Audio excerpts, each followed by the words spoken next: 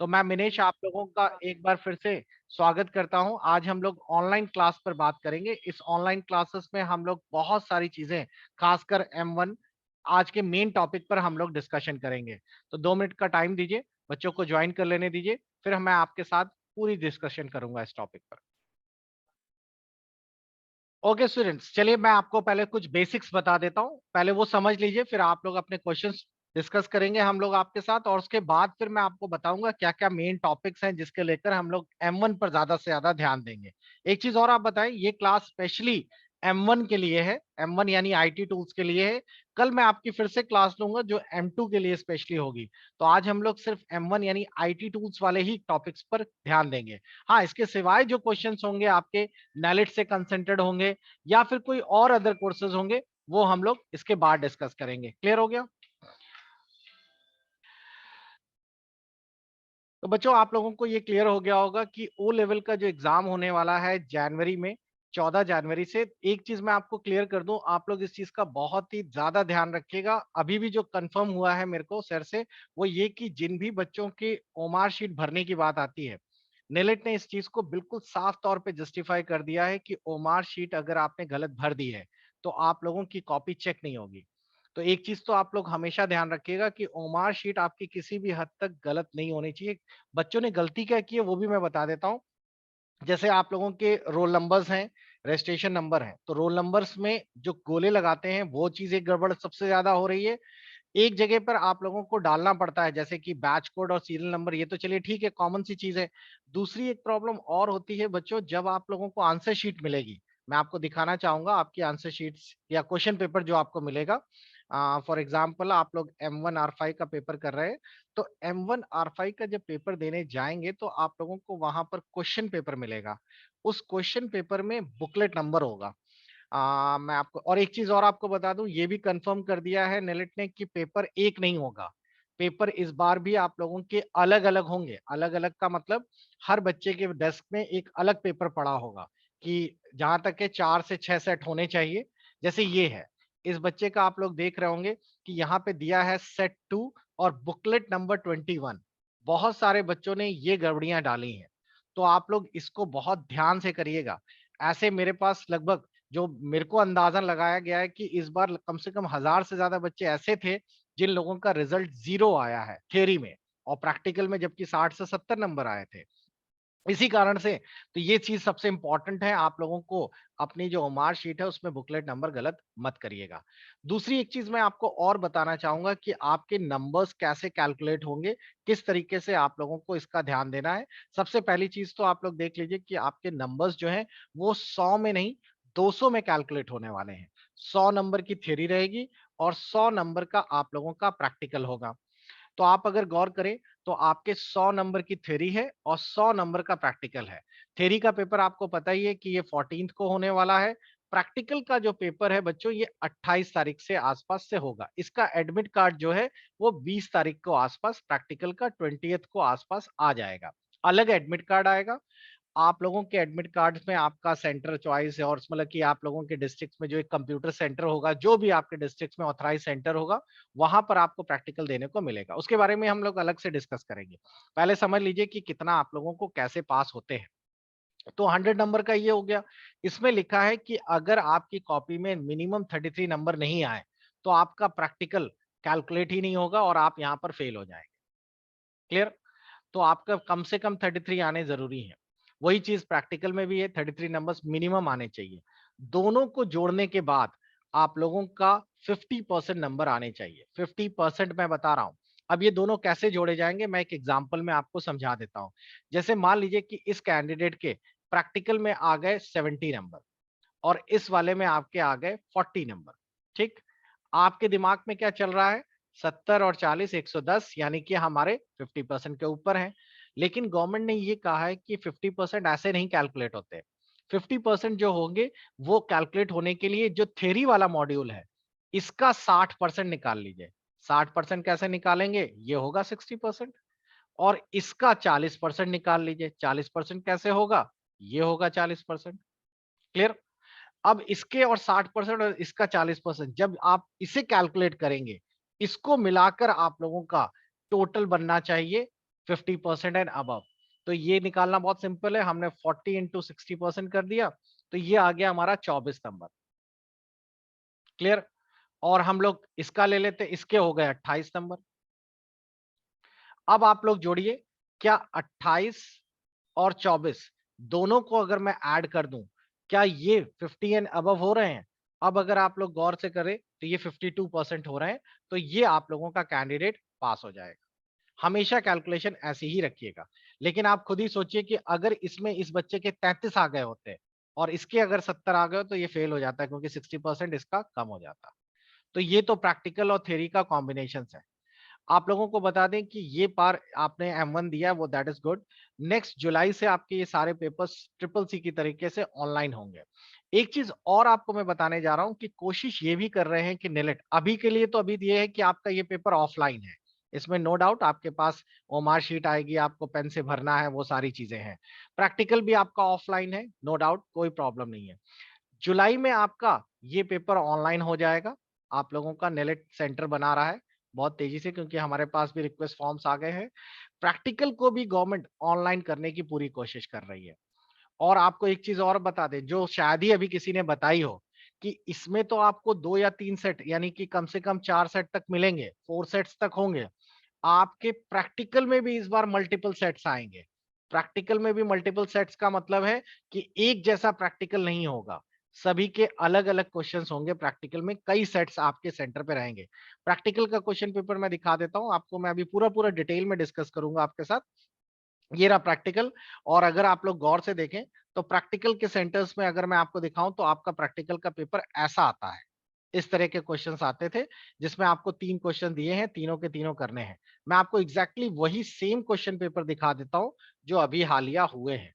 तो उससे क्या होगा, आपको एग्जैक्टली पता चल जाएगा ऐसा पेपर है। ये ओरिजिनल पेपर है जो आपको आपकी स्क्रीन पर दिखाई दे रहा होगा।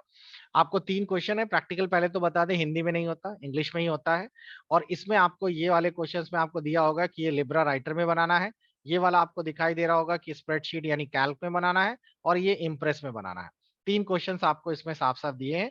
अब इस बार सुनने में ये भी आ रहा है कि ये सारे प्रैक्टिकल सेट्स जो होंगे, ये भी आप लोगों के अलग-अलग होने की उम्मीद है। तो बच्चों ये तो था बेसिक ओवरव्यू। अब मैं आपके कुछ सवाल लेने जा रहा हूँ जिसको लेकर बच्चों ने आज ज्वाइन किया है। फिर हम लोग कुछ समय रहते कुछ इंपॉर्टेंट टॉपिक्स या जो भी आप लोगों के क्वेश्चंस है उनको भी डिस्कस करूंगा। चलिए एक-एक करके सवाल उठाते हैं। आपके साइड में रेज हैंड बटन है, आप उसको प्रेस करिए और अपना सवाल पूछ सकते हैं। सबसे पहले सतवीर सिंह, अपना स्पीकर ऑन कर लीजिएगा। महेश, आप भी अपना स्पीकर ऑन कर सकते हैं। मैं यहाँ से आपके बटन एक्टिव करता हूँ। बच्चों आपके सामने एक ऑप्शन खुलता होगा, आप लोग उसको प्रेस करेंगे तो आपका एक्टिवेट हो जाएगा। हाँ सत्यवीर जी बताइए। जी सर, मेरा आईओटी का एग्जाम है। जी। तो उसके लिए सर मैं पिछली बार भी दिया था, हम्म। तो मैंने आर्डिनो नहीं पढ़ पाया हूँ। आर्डिनो ही तो मेन टॉपिक है। वैसे वैसे तो ये क्लास आपकी M1 की है, लेकिन मैं अभी बता दूं आईओटी में जो सबसे ज्यादा इंपॉर्टेंट और कुछ है ही नहीं उसमें, आर्डिनो के सिवाय तो कुछ है ही नहीं। तो आपने प्रिपरेशन किस हाँ। चीज की है? सेंसर्स में आर्डिनो ही तो सबसे मेन टॉपिक है इसका। हाँ सर, पहले जो थ्योरी पढ़ी थी ना हमने, हम्म। जो हमारे सर ने पढ़ाई थी, हम्म। वो ओनली थ्योरी पढ़ाई थी। ये आर्डिनो के बारे में प्रोग्रामिंग नहीं बताई थी। देखिए आपको एड्रीनो की प्रोग्रामिंग भूल जाइए। एड्रीनो की जी प्रोग्रामिंग प्रैक्टिकल में आएगी। ठीक है। जी जी थ्योरी में जो अभी आपका जो इस बार प्रैक्टिकल का पेपर होगा, उसमें सी लैंग्वेज जी। आएगी आपकी। सी ठीक। Language sir. हाँ इसमें आपके उसमें ये सी लैंग्वेज की प्रोग्रामिंग रहती है, ये वाली। अच्छा सर। ठीक है। और कुछ सिंटेक्स ठीक। आएंगे, जैसे कि छोटे मोटे सिंटेक्स मैं दिखा देता हूँ आपको। पिछला पेपर उठा लेते हैं। वैसे मैं इसकी एक जी जी सेपरेट क्लास लूंगा, लेकिन आपने बीच में ज्वाइन किया है तो आपको मैं दिखा देता हूँ। तो बच्चों एक चीज और, अभी आप लोगों का हो सकता है जूम मीटिंग अचानक बंद हो जाए, क्योंकि हम लोग डेमो मोड में काम कर रहे हैं। तो आप लोग उसी लिंक को दोबारा क्लिक करके फिर से ज्वाइन कर लीजिएगा। देखिए मैं आपको दिखाना चाहता हूं कि इसमें इस क्वेश्चंस को आप लोग देख पा रहे होंगे, ये सी के कोड आए हैं इसमें। ये सारे आपको दिखाई दे रहे होंगे। ये सी लैंग्वेज के जी। कोड्स हैं जो आप लोगों को पढ़ के एग्जाम देने हैं। तो अगर आप लोगों ने हमारा ज्वाइन किया हुआ है, ये देखिए ये सी के सिंटेक्सेस हैं सारे, जो आप लोगों को यहाँ पे दिखाई दे रहा है। बाकी तो थ्योरी थ्योरी पोर्शन इसमें ज्यादा होता है, कोडिंग पोर्शन बहुत कम हाँ होता है। कोडिंग का मतलब ये मान के चलिए 6-7 क्वेश्चंस कोडिंग के होंगे जो जो मैं मार्क कर रहा हूँ। जी क्लियर? तो आपने अगर हमारा कोर्स ऐड ऑन किया है या ज्वाइन किया है तो मैं आपको दिखा दूं कि उसमें सी के क्वेश्चंस अगर आप पढ़ना चाहते हैं कोडिंग वाले, तो उसमें एक अलग से जी। हमने ये सी प्रोग्रामिंग के 17 से लेके 34 तक के वीडियो बना दिए हैं। इसी से आपका पूरी कोडिंग आ जाती है। सर मैं एक बात और पूछना चाह रहा था। बताइए। सर जैसे कि मैंने पिछला एग्जाम दिया है, हम्म। तो उसमें मुझे ये क्लियर नहीं है कि मैं प्रैक्टिकल में रहा हूँ या थ्योरी में रहा हूँ। तो अब तो पेपर आप तो अलग अलग आ गए ना रिजल्ट, तो आपने क्यों नहीं देखा अभी तक? रिजल्ट जाके चेक करिए। अब आपको थ्योरी प्रैक्टिकल के अलग अलग दिखेंगे इस बार। अच्छा अच्छा। हाँ। तो उसमें सर मैंने देखा तो उसमें ये दिखा रहा कि आप फेल हैं। ना तो उसने थ्योरी दिखाई ना अब आप प्रैक्टिकल देखिएगा, दिखाया। अब आप देखिएगा, अब आपको दोनों अलग अलग देखने को मिलेंगे। जी जी। ठीक है। ओके, ठीक सर। नेक्स्ट टॉपिक है हमारा या नेक्स्ट कंसर्ट है महेश से। महेश जी अपना स्पीकर ऑन कर ले। महक।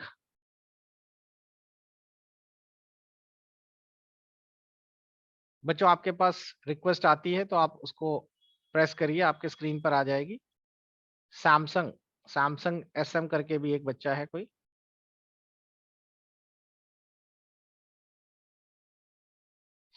कशिश आप भी अपना स्पीकर ऑन कर सकते हैं। सर जो हमारा आईडी कार्ड है ना सर, हम्म। सर वो नहीं मिला है सर। उसका जो यूजर नेम और पासवर्ड है सर वो मुझे पता नहीं है। आईडी कार्ड, आप कहाँ से एनरोल हैं? सर ओ लेवल M1R5 वाला एग्जाम। तो वो तो आपके व्हाट्सएप ग्रुप में भेजा गया है ना, आप इंस्टीट्यूट से ही बोल रहे हैं ना, आइस एकेडमी वाले। हाँ हाँ यस सर। हाँ तो वो कल आपको मिल जाएगा, वो व्हाट्सएप ग्रुप में आएगा आपके। अच्छा ये हम्म। सतवीर, सतवीर जी बताइए जी आपका क्या सवाल है? सर मेरा यही है बस, जो अच्छा मेरी आपकी बात हो इसमें गया था। हम्म। जी जी। महक, महक बताएंगे जल्दी से अपना क्वेश्चन क्या है? हेलो सर, मेरा हाँ जी। क्वेश्चन यही है कि सर, हेलो जी जी बताइए। सर, मुझे ना आईओटी वाला मेरा एग्जाम है 17 को सर। मुझे प्रोग्रामिंग मतलब अभी कुछ डाउट्स है, वो मुझे प्रोग्रामिंग ठीक से बनानी नहीं आई है। ओके, सी प्रोग्रामिंग को लेकर डाउट्स हैं आपके। हम्म। जी सर। ओके, सी प्रोग्रामिंग के लेकर मैं आपको बताना चाहूंगा कि सी की क्लासेस थोड़ा सा होता क्या है, अगर आपने फर्स्ट टाइम प्रोग्रामिंग कर रहे हैं तो पाइथन अगर आपने पढ़ी हुई है तो सी थोड़ा मतलब उससे थोड़ा अलग है। सी के लिए थोड़ा बेसिक क्लासेस जरूर कर लीजिए। तो मैं कोशिश करूंगा कि कल परसों में कुछ बेसिक फंडामेंटल आपको पहले बता दूं। तो आप सी की पहले ये दो क्लासेस अच्छे से कर लीजिए, पार्ट 1 और पार्ट 2, क्लास 1 क्लास 2। तो आपको थोड़ा आसान हो जाएगा। वैसे जब अब इसकी मैं 2-3 दिन बाद आपकी क्लास लूंगा M4 वाली, तो मैं आपको इसको पूरा डिटेल में बता दूंगा कि ये कैसे कैसे करना होता है, किस तरीके के पार्ट आता है। सी के क्वेश्चंस जो आएंगे 4 से 5 क्वेश्चंस आएंगे आपके। तो उन 4-5 क्वेश्चंस के लिए आपको पूरा का पूरा सी लैंग्वेज पढ़नी चाहिए। लेकिन अगर आप वो 4-5 छोड़ रहे हैं तो मेरा मानना है कि इस समय आप सी लैंग्वेज पर फिर ध्यान मत दीजिए। क्योंकि होता क्या है, उन 4 या 5 क्वेश्चंस के चक्कर में आपको बहुत ज्यादा टाइम डिवोट करना पड़ेगा। उससे बढ़िया तो आप आगे पीछे वाली जो क्लासेस हैं पूरी, वो जरूर फिनिश कर लीजिए, क्योंकि सी का जो पार्ट आएगा वो 4 या 5 है और बाकी जो पोर्शन है वो 80% के आसपास है। रंजीत आपका क्या सवाल है? सर जो एग्जाम हो रहे हैं सर उसी सेंटर पर। नहीं, एग्जाम का सेंटर एडमिट कार्ड पर आ गया होगा आपके लिखकर, वो किसी स्कूल में होंगे आपके। सर उसी सेंटर प्रैक्टिकल होती है था, कोई सेंटर और इशू होता है? अभी तो प्रैक्टिकल का नहीं पता है कहाँ पर बन रहे हैं, लेकिन प्रैक्टिकल के नॉर्मली जो सेंटर्स होते हैं वो आपके इंस्टीट्यूट में ही होते हैं, अगर वो ऑथराइज सेंटर है तो। और नॉर्मली अगर ऑथराइज सेंटर नहीं है तो फिर आपका अगर मतलब कई सारी चीजें देखी जाती है ना एग्जामिनेशन सेंटर में। मान लीजिए आपका सेंटर ऑथराइज्ड है और उसके पास सिस्टम ज्यादा है, तो वो आपके यहाँ, क्योंकि एक डिस्ट्रिक्ट या एक सिटी में 3 से 4 सेंटर्स, वो डिपेंड करता है उस डिस्ट्रिक्ट में कितने बच्चे हैं। तो आप पहले ये देखिए कि क्या आप जिस सेंटर पर हैं उस सेंटर में पहले एग्जाम हुआ है प्रैक्टिकल का। अगर नहीं हुआ है तो अभी भी नहीं होगा। अगर आपका आसपास किसी दूसरे सेंटर पे जाता है तो वहीं पे जाएगा। सेंटर्स नॉर्मली प्रैक्टिकल के रिपीट होते हैं। नहीं सर, जिस सेंटर में हमारे जो एग्जाम हो रहे हैं उसी सेंटर प्रैक्टिकल होता है ना, तो और इशू होता है practical exam centre. Exam centre अलग होते हैं। अभी जो आप थ्योरी एग्जाम देने जाएंगे वो किसी स्कूल कॉलेज में जाएंगे। जी सर। प्रैक्टिकल के लिए आपको एक बाकायदा कंप्यूटर सेंटर मिलेगा। Okay sir. ठीक। नेक्स्ट अगला क्वेश्चन है हमारा राम निवास का। राम निवास बताइए क्या सवाल है आपका।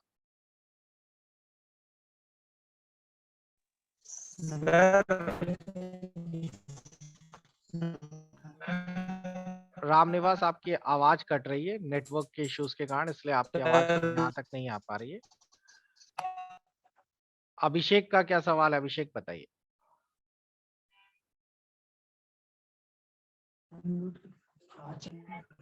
जी अभिषेक। हेलो हाँ लकी। लकी, हाँ प्रणाम सर। जी प्रणाम। सर हम ये कह रहे थे कि सर जो आईडी कार्ड है उसे ले जाना कंपल्सरी है। आईडी कार्ड लेके जाइए, क्योंकि कभी कभार ऐसा देखा गया है, कई सेंटर से ऐसा कंप्लेन आती है कि बच्चों को वापस कर दिया गया कि उनके पास आईडी कार्ड नहीं, क्योंकि एडमिट कार्ड पे लिखा हुआ है ना, तो आपको ले जाने में क्या दिक्कत है।